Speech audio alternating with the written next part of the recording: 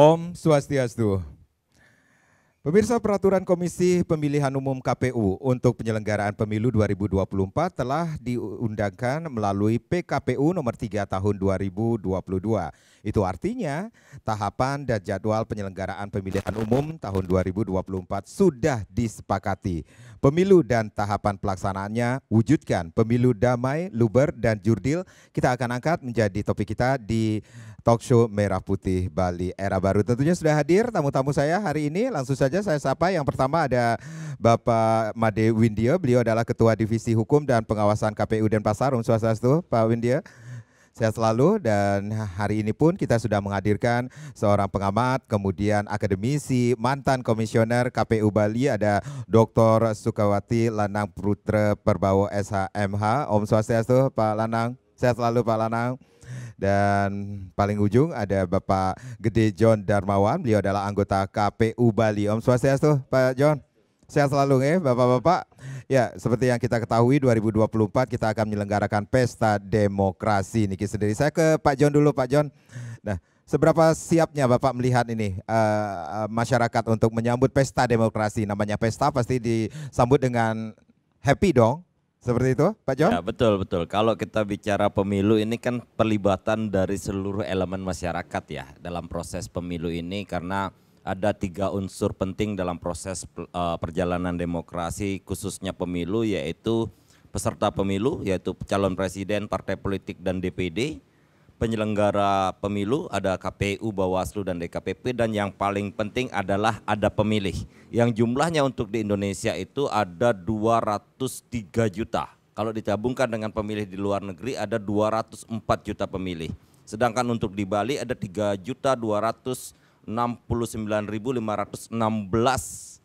pemilih yang sudah terdaftar di DPT, dan ini gebiar dan keterlibatan dari pemilih yang ada di Bali juga kami harapkan, dan ini sudah mulai berjalan.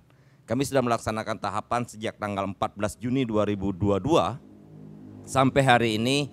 Pelibatan masyarakat untuk kegiatan pemilu selalu kami ajak untuk bisa ikut menggencarkan proses demokrasi ini, bisa mengajak mereka untuk hadir, meningkatkan partisipasi pemilih untuk hadir ke TPS, demikian. Ya, bisa dikatakan ini tahapan dan jadwal pemilu 2024 seperti yang di awal saya sampaikan ini sudah fix seperti itu, Pak John? Sudah fix, dan kita sudah menjalankan tahapan ini, sekarang sudah mendekati 70 hari menjelang hari pemungutan suara. Ya, saat ini dalam jadwal tahapannya kalau seperti apa? sekarang jadwal tahapannya cukup padat ya. Kita berjalan di proses logistik, penyiapan surat suara, kotak itu sudah masuk di gudang masing-masing, sudah dicetak juga, dan kita saat ini juga sudah melaksanakan proses kampanye, ya kan? Partai politik, calon presiden, dan juga calon DPD sudah melakukan proses penyampaian visi misi dan program kepada masyarakat dalam bentuk-bentuk kampanye non kampanye rapat umum. Jadi mereka bisa melakukan proses pertemuan tatap muka, pertemuan tertutup, pertemuan terbatas, melakukan proses pengenalan diri di media sosial, mereka sudah bisa lakukan. Ya. Itu juga, dan juga saat ini kami sedang mulai membentuk untuk penyelenggara di tingkatan TPS, yaitu KPPS. Kita membutuhkan kurang lebih sekitar 89.000 KPPS dalam proses ini. Baik, Pak Lana. Seperti yang disampaikan oleh Pak John ini sendiri, berarti tahapan pelaksanaan atau tahapan jadwal pemilu 2024 sedang berlangsung sampai saat ini. Kita saat ini sedang berlangsung pada saat kampanye, seperti itu Pak Lanang melihatnya. Ya, tahapan yang penting hari ini selain logistik tadi yaitu kampanye. Kalau di logistik beberapa hal-hal kalau zaman saya dulu yang krusial, di tempat-tempat yang jauh, tempat-tempat yang nyebrang, pemetaan juga kebutuhan surat suara harus KPU betul-betul sudah mulai melakukan pemetaan, karena pemilu kita ini kan sudah rutin nih, tiap 5 tahun udah rutin, jadi tidak ada alasan sebenarnya KPU bilang tidak siap, karena dari zaman saya sekarang udah periodenya udah ada 5-6 kali lah setelah periode saya untuk menjalankan tahapan penting. Jadi khusus logistik saya pikir harusnya sudah matang dengan persiapan-persiapan dan pengalaman-pengalaman dari penyelenggara yang hampir semua saya tahu di penyelenggara tingkat provinsi dan kabupaten adalah orang-orang yang sudah berpengalaman di bidangnya, termasuk di Bawaslu misalnya. Saya lihat orang-orang yang memang sudah pernah atau berpengalaman di bidangnya. Yang kedua yang kepenting saat ini tahapan kampanye. Ada beberapa hal, kalau prinsipnya sama, prinsip-prinsip tentang kampanye yaitu harus dialogis, terbuka, jujur, tetapi juga sama juga yang dilanggar itu yang pertama prinsipnya. Yang kedua prinsip edukatif dan informatif. Jadi sebetulnya harus ada pembelajaran dan pemberian informasi kepada masyarakat tentang visi, misi dan program masing-masing. Yang ketiga yang juga sering sudah disepakati tapi sering dilanggar yaitu estetika atau melihat suasana yang tetap alam sekitarnya harus tetap juga baik dan bersih kan gitu. Itu dari dulu zaman saya. Tapi tetap saja begitu zamannya kampanye orang masang baliho juga ada seenaknya, udah biasa. Mau di kota, mau di desa sama saja. Baik. Mau nyerendeng, apalagi masa hujan gitu, mau nyerendeng, mau jatuh, ongkos masangnya ada, ongkos nurunkannya nggak ada, jadi dibiarkan berantakan. Yang masih juga saya lihat memasang baliho, mohon maaf, yang tidak estetik dan membuat alam dan tumbuhan kita tidak baik adalah memaku. Di daerah saya ada pohon besar dipaku gitu kan, dia nggak izin, tahu-tahu langsung maku balihonya. Baik. Pohonnya juga rusak, Ya. juga estetikanya juga tidak baik. Jadi bisa dikatakan ketika kita memasuki saat ini 28 November 2023 sampai 10 Februari 2024 adalah masa kampanye pemilu. Ini juga kita berbicara tentang aturan kampanye, larangan, kemudian metode dan sanksinya, Pak Lanang? Jadi sanksinya sudah ada sebenarnya, KPU tinggal ke Bawaslu. Cuman kan begini, area Bali ini secara lahan kan sangat luas ya. Jadi ada yang kemungkinan dilaporkan, ada yang enggak, ada yang sudah laporkan diturunkan, nanti naik lagi. Seperti biasa seperti itu, tapi yakinlah namanya dalam penegakan hukum, pertama aturannya, yang kedua penegak hukumnya, yang ketiga masyarakat. Jadi ke semua pihak harus mendukung. Kalau aturannya ada, penegak hukumnya ada, tapi masyarakat atau peserta pemilu tadi yang sampaikan oleh Pak John ini tidak mau tahu tentang hal itu akan kesulitan, akan kucing-kucingan dan lain sebagainya. Perlu saya diketahui juga, harus diketahui sekarang, khusus kalau kita melihat kampanye metodenya sekarang menurut saya kalau masih seperti itu baliho mungkin tidak maksimal. Karena kenapa? Tadi diskusi dengan data KPU Denpasar maupun KPU Bali, pemilih yang di bawah 40 tahun termasuk generasi milenial dan generasi Z, jadi generasi Z dari 17 tahun sampai 23, milenial 24 sampai dengan 39, dan termasuk sampai 40 itu hampir di angka 52% ya. Kalau di provinsi, kalau di Denpasar 56%, 51%. Jadi kalau melihat varian pemilih seperti ini, rata-rata yang umur 40 tahun ke bawah, apalagi 30 tahun ke bawah, tentunya mereka saya yakin tidak sangat peduli dengan baliho. Yang mereka pedulikan karena mereka semua sudah bawa HP, apa yang ada di HP. Maka sebetulnya kampanye melalui media sosial, melalui digital itu lebih menurut saya lebih maksimal. Tetapi di situ juga menjadi urgent, jadi persoalan tersendiri baik oleh KPU maupun pengawas Infocom tentang penggunaan media sosial yang kurang tepat. Baik. Ya ini penting diketahui daripada lebih banyak buat baliho 50%, apalagi jumlah yang 40 tahun sampai 55 tahun itu juga di angka hampir 40%, hanya 10% yang di atas 55 sampai 60 sampai 70 itu berarti bisa dianalisa bahwa yang sudah menggunakan fasih, menggunakan gadget atau misalnya HP itu kan yang di bawah 40 tahun. 40 sampai 55 umur saya ini bisa menggunakan, ada yang enggak, bisa setengah lah. Sisanya di atas itu tidak maksimal penggunaan ini. Artinya untuk menyasar pemilih lebih efektif sebenarnya melalui kampanye media sosial, kemudian yang melalui digital. Kalau dia manual, sekedar lewat mereka juga nggak tahu. Baik. Dan yang kedua, kampanye dengan cara memasang baliho itu keterbatasan informasi. Nggak bisa yang bisa disampaikan, orang diem, cuma Om Swastiastu gini aja, nggak ada informasi yang tersampaikan. Tapi kalau dia melalui media TV, melalui media sosial banyak hal dia bisa berbicara, dia bisa menyampaikan poinnya walaupun 1 menit, tapi bagaimana body language-nya, bagaimana bahasanya itu bisa dinilai. Jadi sangat kita sayangkan masih ada yang menggunakan manual. Ya walaupun itu artinya tidak dilarang, cuma menurut saya nggak efektif aja. Baik. Pak Lanang, kemudian Pak John dan juga Pak Windia, kita rehat sejenak. Nanti kita akan lanjutkan lagi bagaimana pemilu dan tahapan pelaksanaannya untuk mewujudkan pemilu damai, luber, dan jurdil. Pemirsa, jangan kemana-mana, kami akan kembali sesaat lagi. Ya, terima kasih Anda yang baru saja bergabung bersama kami di Talkshow Merah Putih Bali Era Baru. Bagaimana pemilu dan tahapan pelaksanaannya untuk mewujudkan pemilu yang damai, jurdil, dan luber tentunya. Saya ke Pak John lagi nih. Pak John, berarti saat ini kita masuk ke masa kampanye pemilu. Bisa disampaikan, ini ternyata ada masyarakat yang harus mengetahui, ada aturan kampanyenya juga yang harus diketahui. Seperti apa aturan kampanye yang harus kita ketahui Niki sendiri? Iya, KPU Provinsi Bali dan KPU Kabupaten Kota sudah mengeluarkan surat keputusan terkait zona pemasangan alat peraga yang difasilitasi oleh KPU. Jadi KPU itu memfasilitasi 3 jenis alat peraga kampanye khusus untuk presiden, partai politik, dan DPD. Dan itu sudah mulai akan terpasang tanggal 10 Desember nantinya. Nah, selain alat peraga yang difasilitasi oleh KPU, peserta pemilu dapat, karena di PKPU 15 itu salah satu bentuk kampanye adalah pemasangan alat peraga kampanye. Ini nyambung ya bahasanya Pak Lanang ya.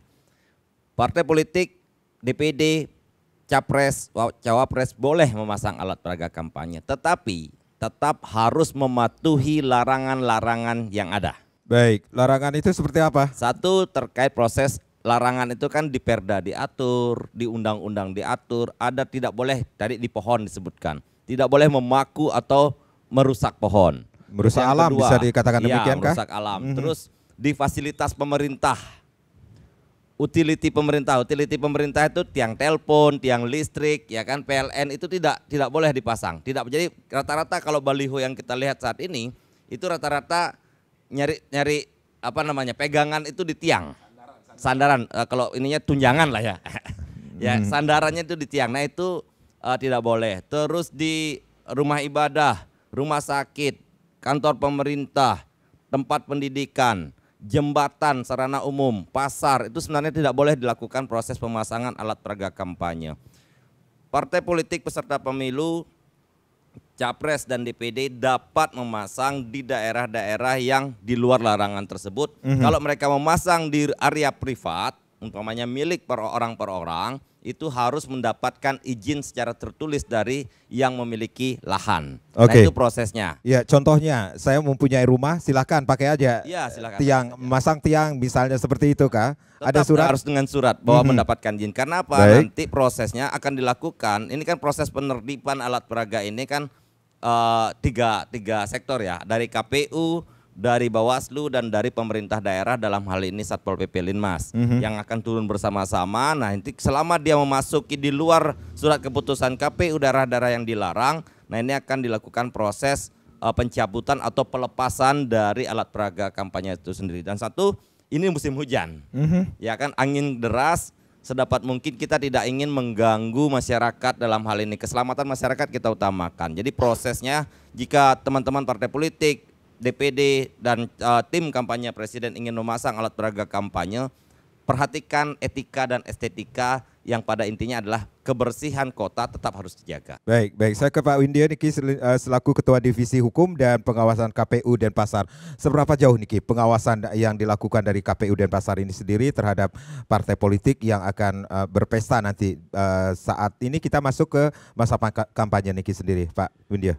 Baik, terima kasih Om Swastiastu. Pertama, izinkanlah kami menyapa masyarakat Denpasar karena kami memandang secara partisipatif dan kontributif masyarakat tidak hanya pada tanggal 14 Februari 2024 nanti, tapi dari tahapan awal kami khususnya KPU Kota Denpasar telah melaksanakan tahapan demi tahapan, yaitu partisipatif dan kontributif masyarakat kami maksud seperti ketika kami petugas pemutiran data pemilih kami, misalnya Pantarlih melakukan door to door ke masyarakat, diterima dengan baik, terus ketika melakukan verifikasi faktual keanggotaan partai politik, verifikasi faktual pendukung bakal calon DPD, Nike seluruh masyarakat yang kami datangi welcome dan menyambut kami dengan baik. Tentu kami menyampaikan terima kasih yang sebesar-besarnya dapat kami sampaikan pertama-tama kepada masyarakat Denpasar. Nah, terkait dengan larangan dan pengawasan serta dari sisi aspek hukum, kami KPU Kota Denpasar telah menerbitkan sesuai tadi disampaikan Pak John, pimpinan kami, bahwa kami pun di KPU Kota Denpasar telah menetapkan SK terkait titik lokasi pemasangan alat peraga kampanye. Yaitu kami di Jalan Mahendra Data khususnya di Kota Denpasar. Nah, tentu seperti tadi disampaikan juga bahwa terkait dengan larangan-larangan kami telah dalam konsideran keputusan kami menyampaikan terkait dengan Perda atau Peraturan Daerah Nomor 1 Tahun 2015. Di sana khususnya dalam pasal 11 sudah dicantumkan larangan-larangan di mana pemasangan baliho dimaksud. Nah, kami juga dalam SK nomor 196 kami di KPU Kota Denpasar telah menyampaikan dalam SK tersebut bahwa terkait pemasangan baliho oleh partai politik nantinya harus sesuai dengan estetika, tidak dipasang di pasum atau fasilitas umum seperti rumah sakit, lembaga pendidikan, gedung pemerintah sampai dengan rumah dinas. Dan itu memang dijelaskan secara detail sampai dengan halaman dan tembok bangunan-bangunan fasilitas umum milik pemerintah tidak boleh dipasang alat peraga kampanye atau APK.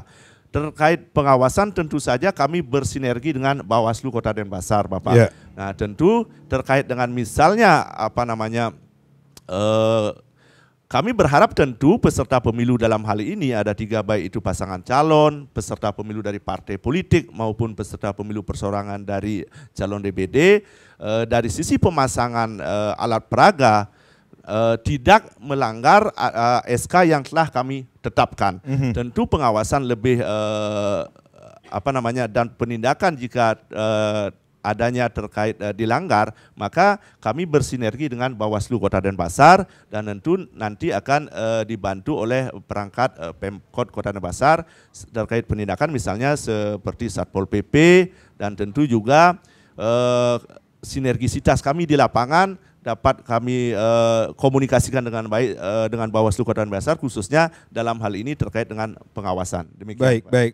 Pak John, berarti dari 9 kabupaten kota di Bali kita lihat Niki sendiri, sudah adakah pengawasan yang dilakukan, kemudian pelanggaran yang dilakukan oleh para peserta pemilu partai politik Niki sendiri dan sanksinya yang akan diberikan nantinya?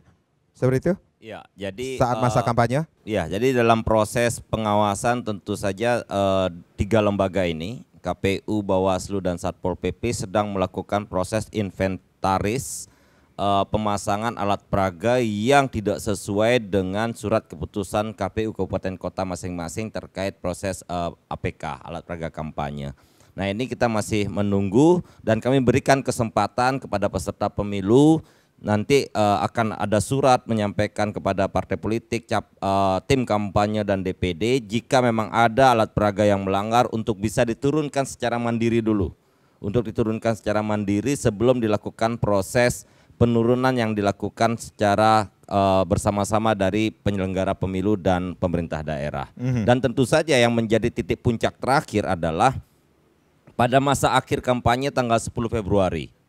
Ini kan kita akan memasuki masa tenang, itu semua alat peraga kampanye apapun bentuknya harus sudah diturunkan semua. Jadi nanti pada masa tenang tidak ada alat peraga kampanye yang masih berdiri atau bertebaran atau bahkan disebarkan dalam proses di masa tenang itu nanti. Jadi fokus kita adalah satu, inventaris saat ini dilakukan proses penindakan untuk bisa menurunkan, pertama diturunkan secara mandiri, jika tidak akan diturunkan oleh aparat yang berwenang. Berikutnya pada saat masa tenang itu akan kita turunkan bersama-sama partai politik akan menurunkan bersama-sama dan juga nanti ditindaklanjuti oleh penyelenggara pemilu lainnya. Ya, Pak Lanang, selaku mantan komisioner KPU Bali ini sendiri, berarti ada pendekatan yang dilakukan dari KPU kepada para peserta pemilu partai politik ini sendiri untuk memberikan edukasi, sosialisasi apa yang boleh dan tidak boleh dilakukan? Ya, kalau KPU pasti kan terbatas pada boleh dan tidak boleh. Kalau saya sebagai akademisi, sebagai orang kampus itu memandang sampai saat ini sangat kurang tentang kampanye dialogis atau apa yang mau disampaikan program-programnya. Dulu zaman saya, seingat saya, beberapa caleg DPR RI provinsi itu bergantian di Bali TV ataupun di media elektronik, di radio, menyampaikan program-programnya. Apa sih, siapa ini dan sebagainya. Saya kok sekarang belum dengar ini, yang mana ini calon DPR RI saya nih. Mana calon DPD saya, hanya di luar saja, mereka langsung ke masyarakat, kan terbatas juga. Kami yang di dunia kampus, mana nih calon kita dan lain sebagainya. Dulu bahkan ada tim kampanye Pilpres kita masih ingat saya di Bali TV kita berikan slot tim kampanye provinsinya untuk berdebat tentang apa program yang akan disampaikan kepada kita. Malah yang kita lihat di baliho ada ninja katanya, ada senang, ada tenang. Apa itu saya pikir? Kan kita nggak perlu itu, kita perlu tahu nih ngapain nih calon presidennya apa yang mau disampaikan, apa yang diinginkan untuk Bali. Kalau dia menang, Bali akan saya ginikan. DPR RI apa? Selama ini kan mereka nggak ada itu. Belum lah. Mudah-mudahan melalui momentum ini dengan KPU memfasilitasi dan Bali TV kita mau dengar nih. Apalagi katanya yang DPR sudah sekian periode dan sebagainya. Kita nggak dengar. Masyarakat milenial 50% itu nggak dengar. Hanya melihat sepintas-sepintas saja. Di kampus juga nggak dengar. Berapa kali kita undang juga pada malas gitu. Nah, lebih baik ya lewat media harusnya mereka sampaikan. Jangan kayak dulu kan, jangan membeli kucing dalam karung lagi. Apalagi kucingnya ternyata kunci garong gitu kan, berbahaya bagi kita. Maka dari itu saya ingatkan, tolong dong dialog ke Bali TV, ke radio, kemana itu biar kita tahu. Jangan sampai model kampanyenya hanya menyerahkan uang, menyerahkan bansos, bantuan, tetapi program jangka panjangnya. Contoh, saya tanya, berapa daerah, berapa program untuk SDM Bali? Ada nggak beasiswa anak-anak kita yang misalnya yang pintar dikeluarkan, yang kasih beasiswa. Kemudian yang kedua untuk Denpasar, saya minta misalnya untuk sampah kita apa nih, pengelolaannya DPR apa nih yang mau jadi DPR, apa yang harus dilakukan. Sampah di Denpasar sudah demikian misalnya apa nih yang akan dia programkan yang real. Saya aja daerah orang Denpasar sampai seminggu 2 minggu baru datang gitu sampahnya. Sudah disampaikan tetap begitu. Nah kita kan mau memilih pemimpin sekarang. Dia mau ngapain nih? Apa yang mereka tawarkan kepada masyarakat Denpasar tentang sampah? Ini masanya saya apa ya? Itu sebagai warga negara sekarang minta apa nih? Apa yang harus dilakukan? Apa yang kalian sampaikan kepada masyarakat Denpasar, masyarakat Bali misalnya tentang sampah, tentang jalan di desa-desa yang masih rusak gitu misalnya. Bisa nggak gitu? Kalau misalnya nggak bisa gimana caranya? Berarti kebijakannya mengikuti partainya atau mengikuti siapa pimpin. Sedangkan real persoalan kita ada di sini belum terselesaikan. Kalau kita diam, dianggap kita manut. Kalau kita sampaikan, dianggap kita pengkritisi.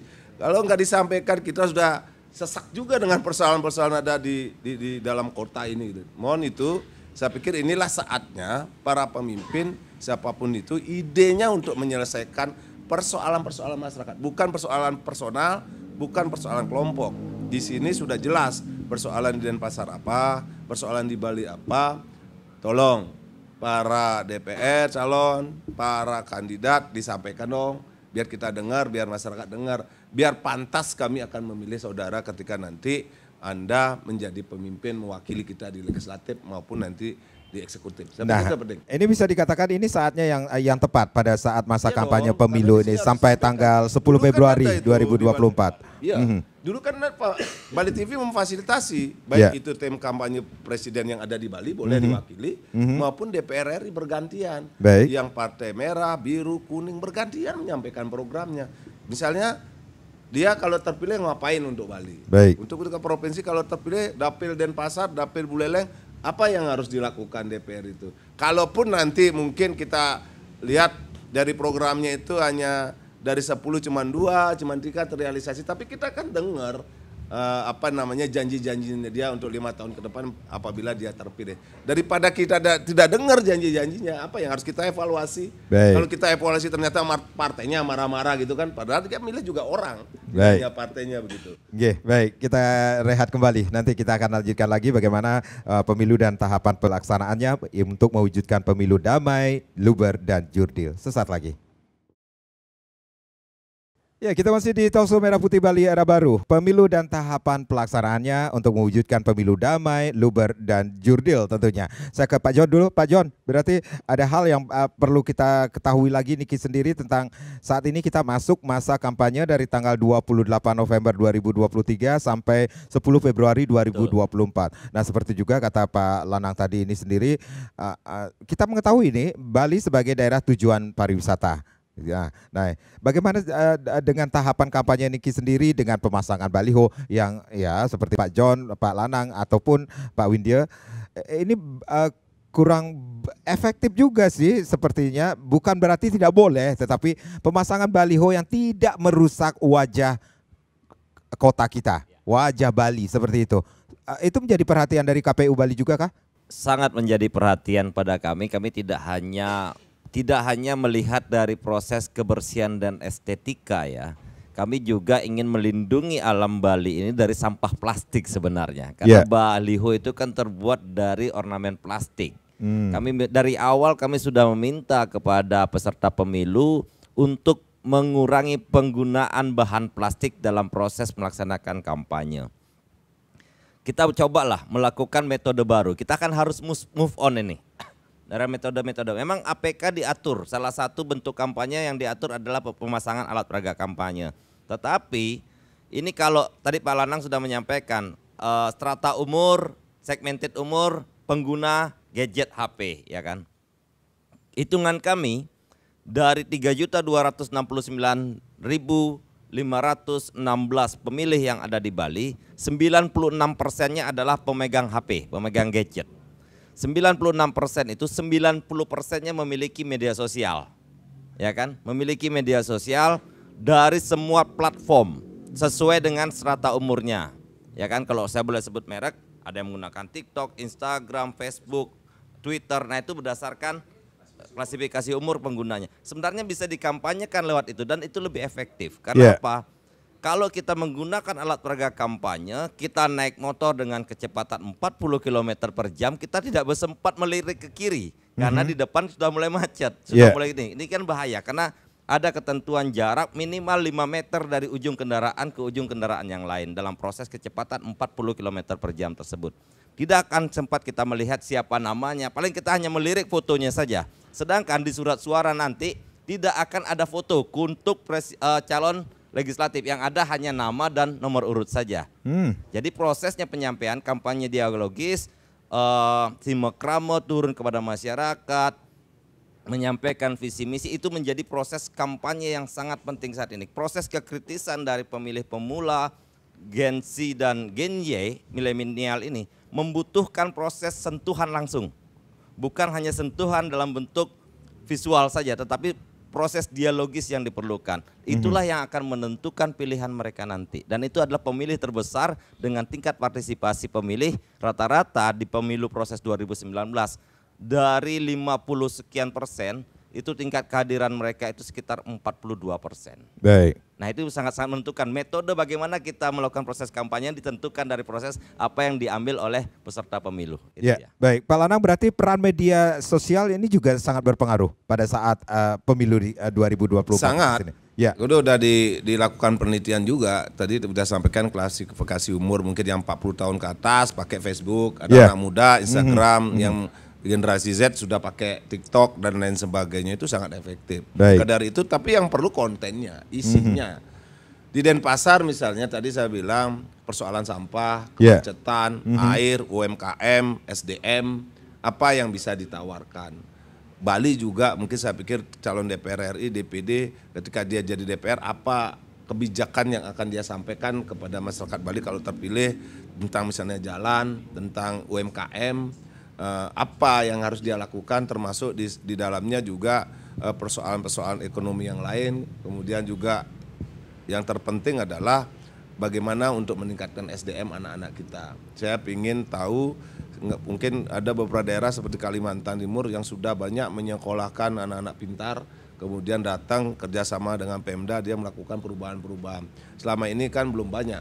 Provinsi sudah mulai melakukan kemarin, tapi belum berlanjut sekarang karena PJ. Nah, enggak tahu nih ke depan apakah DPR RI misalnya melalui dananya dan kebijakannya, dia ada anggaran di situ, bisa memplotkan untuk Bali, anak-anak Bali yang pintar-pintar untuk dapat beasiswa ke depan. Termasuk juga tempat-tempat seperti sekarang sekolah, mohon maaf, kampus-kampus negeri maupun swasta mulai agak mahal.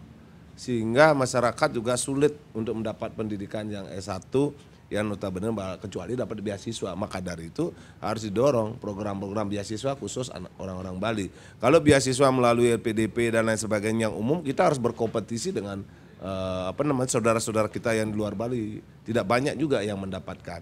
Itu modelnya yang harus saya minta, atau saya harapkan dari nanti calon-calon DPR yang mereka juga pasti lewat partainya bisa memperjuangkannya begitu. Ya, baik. Saya ke Pak Windia nih, Ki. Pak Windia, kalau di Denpasar kita berbicara tentang di Denpasar tentang tahapan, kemudian jadwal pemilu. Ini sudah mendapatkan apresiasi dari masyarakat saat pendaftaran verifikasi, kemudian pemutahriran data pemilih. Ini welcome sekali, dan akhirnya kita masuk ke masa kampanye pemilu yang akan berakhir tanggal 10 Februari 2024 ini sendiri. Ada hal yang harus kita ketahui, yaitu aturan-aturan yang harus kita ketahui Niki sendiri. Bagaimana dengan aturan yang dilanggar Niki sendiri? Apakah ada konsekuensinya bagi mereka? Terima kasih. Pertama izin menyampaikan terkait dengan memang sering kita mendengar bahwa green election didengung-dengungkan.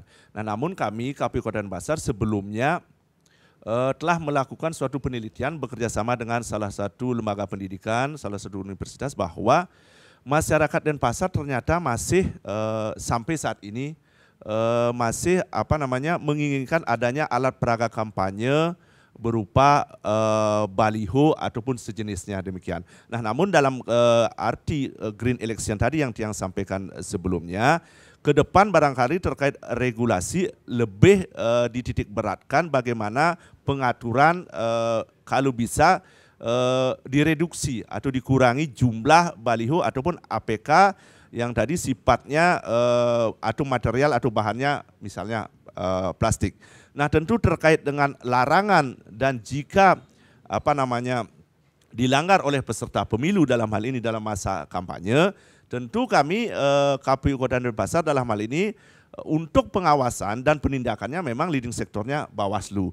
Nah, kami selalu berkoordinasi, informasi apa yang masuk baik itu dari masyarakat, dari tokoh masyarakat, tokoh agama, tokoh adat yang ada di Kota Denpasar, dari tidak menutup kemungkinan juga dari partai politik peserta pemilu sendiri itu menyampaikan jika terjadi misalnya pelanggaran-pelanggaran terhadap larangan-larangan yang telah KPU terbitkan. Nah, tentu kami koordinasinya terkait dengan pengawasan dan larangan tersebut dengan Bawaslu Kota Denpasar. Sehingga nanti apakah diambil suatu penindakan, misalnya katakanlah misalnya kalau baliho itu melanggar tidak sesuai titik lokasinya, misalnya di fasilitas umum pemerintah seperti rumah sakit, tempat lembaga pendidikan atau gedung perkantoran milik pemerintah, apakah nanti dilakukan baliho itu tentu pertama persuasif menyampaikan kepada peserta pemilu agar diturunkan sendiri. Nah, memang jika masih belum dilaksanakan maka akan dilaksanakan penurunan dalam hal ini oleh Bawaslu, tentu koordinasi dengan kami KPU Kota Denpasar dan melaksanakan bersama Satpol PP Kota Denpasar. Demikian. Baik, baik. Pak John, ini masa kampanye pemilu akan berakhir 10 Februari 2024 ini sendiri. Ketika masuk tanggal 11 Februari 2024, kita akan masuk ke masa tenang seperti itu. Dan 10 Februari 2024 ini seluruh APK alat peraga kampanye itu harus benar-benar bersih seperti itu. Betul. Diturunkan seperti Betul. itu. Dan bagaimana dengan media sosial ini sendiri? Apakah ini juga menjadi perhatian dari KPU, khususnya KPU Bali ini sendiri, untuk menertibkan? Iya, jadi kalau kita bicara masa tenang, semua proses kampanye dihentikan, semua proses penyampaian visi misi itu selesai, finish di tanggal 10 Februari. Kita berikan kesempatan kepada masyarakat untuk berpikir secara jernih selama 3 hari tersebut untuk bisa menentukan pilihannya pada tanggal 14 Februari 2024. Nah, proses di media sosial dalam proses kampanye ini kami sudah mencatat akun-akun media sosial yang didaftarkan secara resmi oleh masing-masing peserta pemilu yang dilaporkan oleh pelaksana kampanye. Tapi banyak juga akun-akun media sosial yang akhirnya dibuat secara mandiri atau secara sendiri di luar akun resmi yang didaftarkan. Nah, ini butuh kesadaran penuh dari semua peserta pemilu termasuk juga kepada pemilih. Karena pemilih ini semua memiliki media sosial ya. Kadang-kadang kita cukup gatal atau terpancing untuk bisa berkomentar bahkan di masa tenang. Nah, ini proses sosialisasi yang dilakukan oleh KPU RI, KPU Provinsi dan KPU Kabupaten Kota menjadi proses penting dan penggunaan media elektronik penyampai pesan dalam setiap kebijakan itu juga menjadi penting buat kami bisa disampaikan informasi ini kepada masyarakat bahwa ketika tanggal 11, 12, 13 kalau proses di cerita Mahabharata ini kan proses kita merenungi diri dan bertapa untuk bisa menentukan siapa yang akan menjadi pemimpin kita. Kita gunakan akal sehat kita sudah menggali kurang lebih 75 hari visi dan misi program walaupun sampai saat ini belum tersampaikan secara penuh kepada masyarakat. Tetapi kita akan tetap meminta kepada peserta pemilu untuk melakukan proses kampanye. Nanti di tanggal 21 Januari sampai dengan 10 Februari kita akan memasuki proses kampanye rapat umum, rapat akbar dan juga proses debat calon presiden dan wakil presiden. Nah, ini perlu peran serta seluruh pemilih, seluruh warga negara Indonesia untuk bisa sama-sama mengikuti proses ini. Ini adalah proses penting kita bersama menentukan 5 tahun nasib bangsa kita ke depan. Penentuannya penyampaian visi misi dan program kita akan dapatkan di masa kampanye ini. Baik, kita akan break sejenak, nanti kita akan lanjutkan lagi. Pemirsa jangan kemana-mana, Talkshow Merah Putih Bali Era Baru akan kembali tapi tentunya setelah yang berikut ini.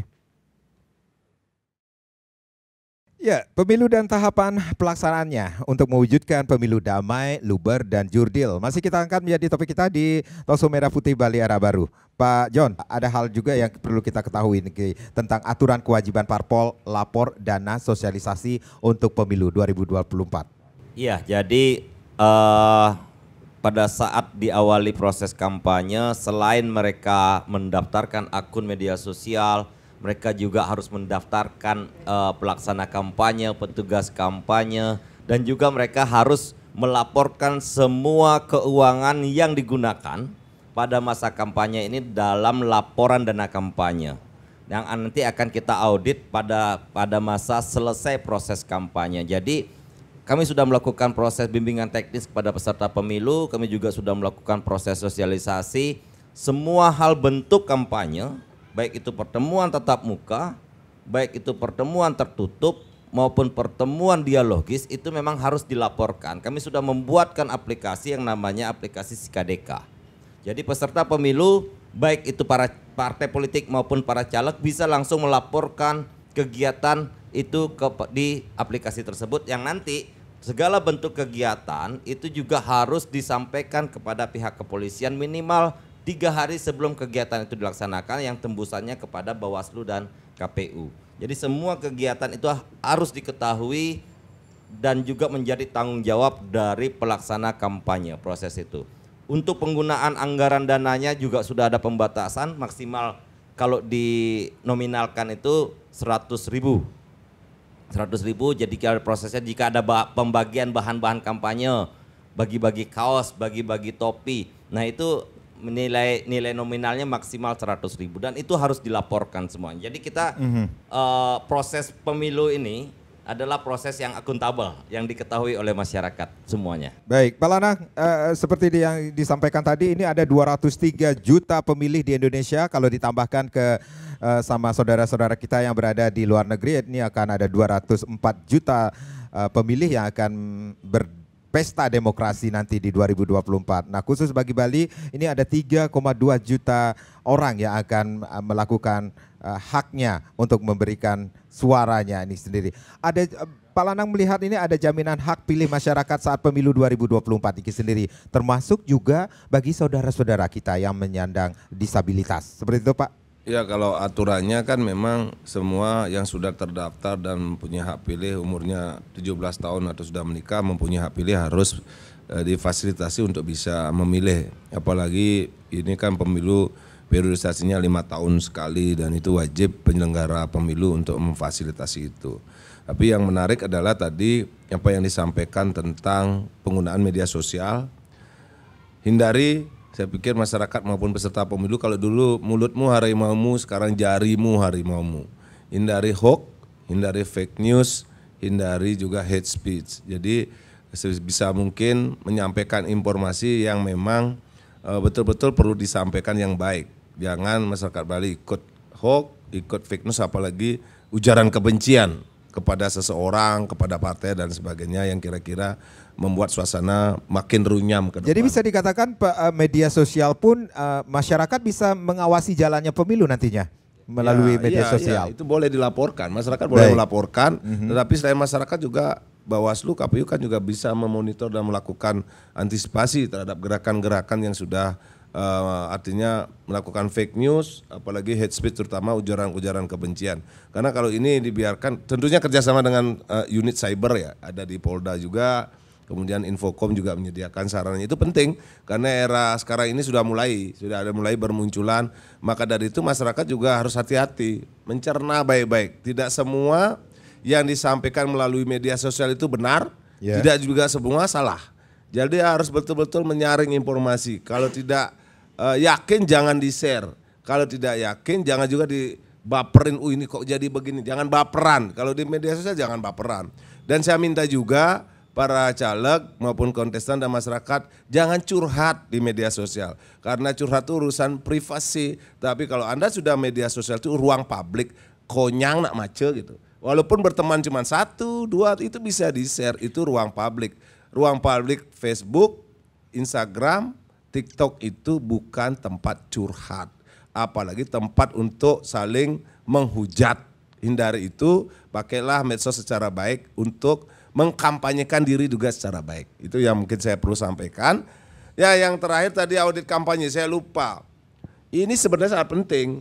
Saya minta juga tidak hanya formalitas. Dulu pernah ada kasus orang kampanye audit kampanye atau kampanye 0 gitu kan, nggak mungkin.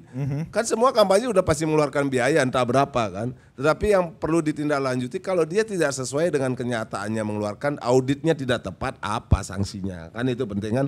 Di negara maju orang tidak lagi mikirin metode kampanye, tetapi sudah mulai kalau dia melanggar terhadap dana kampanye, auditnya apalagi tidak jelas sumber dananya, yang dikhawatirkan kalau pas waktu itu KPU Amerika datang ke Bali, yang dikhawatirkan adalah dana-dana hitam dari penguasa hitam, bukan berbaju hitam maksudnya. Artinya dari hasil korupsi, dari hasil jual beli yang tidak benar, dari hasil narkoba, apalagi hasil judi, itu masuk ke dana kampanye, kan ketahuan. Kalau di luar negeri sudah ada sanksi, langsung dibatalkan sebagai peserta pemilu. Nah sekarang saya nggak tahu nih, aturannya sudah berprogres ke sana, hanya sekedar formalitas aturan. Karena kan kita nggak tahu nih, kita tahu transnational crime, transcrime ini sudah berbagai bentuk kejahatan masuk ke dunia politik juga. Ini yang harusnya diantisipasi. Jadi kita harapkan caleg-caleg yang terpilih adalah memang yang hasil bantuan dari mereka sendiri dan kelompoknya yang sudah terverifikasi juga dana-dana yang bersih, bukan dana-dana dari money laundering, bukan uangnya dicuci, tapi uang hasil-hasil kejahatan yang dipakai mendanai dana-dana kampanye yang membuat dia menang. Karena dia pasti kalau didanai oleh uang-uang dia tersandra, dia akan tersandra dan ikut kepada orang yang membiayainya. Nah ini penting untuk diketahui, semoga di Bali tidak ada seperti itu. Ya Pak Windia, dari Divisi Hukum dan Pengawasan KPU Denpasar ini sendiri, seperti Pak Lanang sampaikan dan juga Pak John mengatakan bahwa ini juga menjadi perhatian kita, kewajiban parpol, lapor dan sosialisasi untuk pemilu 2024. Audit kampanye itu sangat penting sekali. Kalau ada melanggar, sanksinya seperti apa? Ini juga sudah menjadi perhatian dari KPU Denpasar. Dari awal kami khususnya KPU Kota Denpasar telah melakukan proses tahapan menuju laporan dana kampanye. Nah sebelumnya kami seluruh partai politik, 18 partai politik di wilayah kerja kami Kota Denpasar telah melaporkan rekening khusus dana kampanye. Nah tentu nanti tahapannya dari Januari ada laporan awal dana kampanye, ada laporan penerimaan pengeluaran dana kampanye, dan nanti akan diaudit oleh akuntan publik. Nah tentu sepengalaman kami menyelenggarakan pemilu, baik itu pemilu tahun 2019, pilkada tahun 2020, terkait audit atau laporan dana kampanye di tingkat pelaksanaan di tingkat kami, KPU Kota Denpasar, dapat dikatakan berjalan lancar. Nah memang tentu ada kalau terkait dengan punishment atau katakanlah jika dilanggar, dan kami bersyukur sampai saat ini pelaksanaannya karena kami dalam hal melakukan sosialisasi, BIMTEK, rapat koordinasi dengan peserta pemilu dapat berjalan lancar, dan dari waktu ke waktu kami terus melaksanakan hal tersebut. Contohnya terkait dengan rakor atau rapat koordinasi pencalonan. Kami di KPU Kota Denpasar sampai 7 kali melaksanakan rakor. Karena memang tahapan pencalonan itu hampir 4 bulan kami laksanakan. Dari pengajuan, penggantian, pencermatan DCS sampai pencermatan DCT. Laporan dana kampanye pun akan kami laksanakan seperti itu.